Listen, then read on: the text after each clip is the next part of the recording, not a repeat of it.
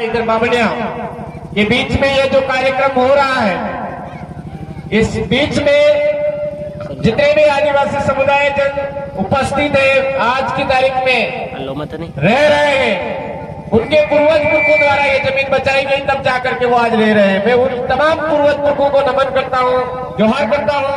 मंच पर आज हमारे इस क्षेत्र में जिन जिन सामाजिक आंदोलनकारी बन करके हमारे समुदाय को बचाने के लिए जिन्होंने काम किया, उन तमाम आज मंच पर जो फोटो विराजमान उनको नमन करता हूं और आप तमाम देश के मूल मालिक और मालिकाओं को खूब खूब जोहार। जय आदिवासी, जय भील प्रदेश। अभी काफी सारी बातें हमारे सारे वक्ताओं द्वारा की गई, लेकिन मैं आपसे पूछना चाह रहा हूं, अभी हमारा एक भाई बोल रहा था मांगण जात। ये मांगण जात आज की तारीख में किसके ऊपर लागू हो रहा है? किसके ऊपर लागू हो रहा है? सुप्रीम कोर्ट का 5 जनवरी 2011 का जजमेंट बोल रहा है कि आदिवासी देश का मालिक है। क्या वास्तव में आज आदिवासी देश का मालिक रहा है? अगर कोई बोल सकता है कि शादी ठोक करके हम आदिवासी देश के मालिक हैं, तो सुबह सुबह उठ करके जाइए रतलाम के चौराहे पर।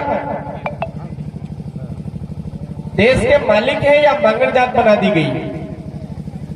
झाबुआ के चौराहे पर जाइए, देश के मालिक है या मांगण जात बना दी गई है? जहां पर राशन बंटता है सरकार के द्वारा, उस सरकार के उस कोटे पर जाकर के देखिए मांगण जात की तरह कौन खड़ा हुआ मिलता है। अरे मेरे भाइयों, मेरे साथियों, हम देश के मालिक हैं, ये सुप्रीम कोर्ट बोल रहा है और वास्तव में हमारा डीएनए बोल रहा है, हमारा खून बोल रहा है। लेकिन आज हमको मजबूर कर दिया है, मजबूर कर दिया है। तो किन स्थितियों ने किया, किस चाल के साथ में किया, कोई क्या जाल बिछाया जिस जाल के जंजाल में हम फंस गए, उसकी वजह से आज हम मांगण जात खुद बन गए। मेरे भाई, भिखारी हम खुद बन गए। देश के मालिक है, लेकिन वास्तविक धरातल पर देखें तो सारा उल्टा हो रहा है। सही या गलत क्यों हो रहा है, क्या चाल है? तो हम आदिवासी परिवार के माध्यम से जो खोजबीन हुई उसमें निकल करके आया कि धर्म सबसे बड़ा खेल है।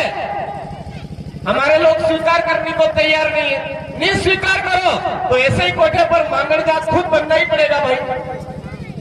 अरे हमारे अपने पूर्वज पुरखों को भूल गए और पराये पूर्वज पुरखों को हमारे माथे पर लेकर के घूम रहे हैं, तो हमारे पूर्वज पुरख शराब नहीं देंगे क्या? हमारे पूर्वज पुरखों का कोई ऐसी बात या उनका कोई किया हुआ कर्म हमारे को दोष नहीं देगा क्या?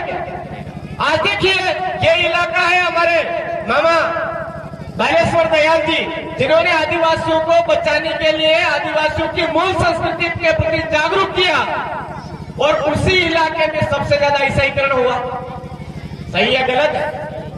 ठीक उसी तरह से मानगढ़ धाम पर गोविंदगढ़ महाराज का एक आंदोलन चला, भक्ति आंदोलन, भगत आंदोलन, और वहां पर देखो आज सज्जनगढ़ का इलाका है या आसपास का इलाका है, सबसे ज्यादा ईसाईकरण है या नहीं है या नहीं है?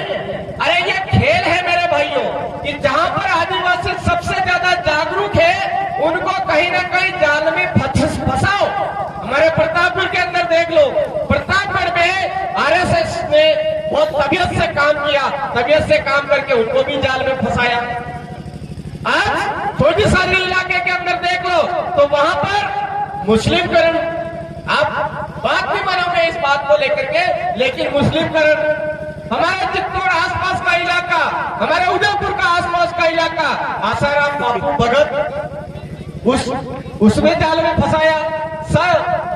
ये संत रामपाल जी के भगत, एक और कौन सा वो राधा स्वामी सत्संग का भगत। अरे हम हमारे अपने पूर्वज पुरखों को छोड़ करके पराये लोगों के माँ बाप को घर में ला करके बिठाएंगे, घर में ला करके पूजा पाठ करेंगे, तो फिर मांगण जात खुद बनेंगे, उसका दोष दूसरों को क्यों देंगे? सही है गलत है? सही है भाई। हमारे अपने पूर्वज पुरखों का आशीर्वाद हम हमारे ही हाथ से हम खुद ही खत्म कर रहे हैं, तो फिर हमारा समुदाय दर दर की ठोकरें खाना उसका कोई दूसरा कोई आदमी दोषी नहीं है, हम खुद दोषी हैं, हम खुद दोषी हैं। तो आप अगर चाहते हो कि हमारे अपना समुदाय देश का मालिक था, मालिक बन करके फिर से जिए, तो हमारे यहाँ पर धार्मिक ढोंग दतुरु की जितने भी ये तुमड़े आ रहे ना, तुमड़े, इन तुमड़ों को दूर करना पड़ेगा और हमारे पूर्वज पुरखों का जो मूल चीज है उसको पकड़ना पड़ेगा। सारा काम अपने आप ठिकाने आएगा। आज बात कर रहे हैं जमीन को लेकर के। आज जमीन यहाँ पर है तो ये दर्द किनका है? यहाँ के ये कौन सा गांव है भाई? भाट भमरिया। भाट भमरिया गांव के जिनकी जमीन जा रही वो देवगढ़ भाट भमरिया। कितने लोग है देखिए यहाँ देवगढ़ भाट भमरिया के, देखिए हाथ खड़े करो, लोग ही नहीं। हाँ भाई, अब आपके यहाँ क्या बोलते हैं वो नहीं, मुझे नहीं पता। एक घुंगरू था मारे घुमड़ है ना, समझे घुंगरू?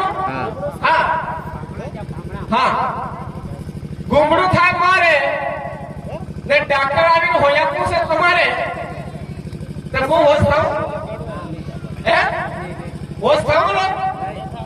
मेरे कहने का मतलब है कि बीमारी जिसको है उसी को इलाज करवाना पड़ेगा, उसी को बोतल लगवानी पड़ेगी, इंजेक्शन लगवाना पड़ेगा, सारा सब कुछ करना पड़ेगा, तब जाकर के बीमारी होगी।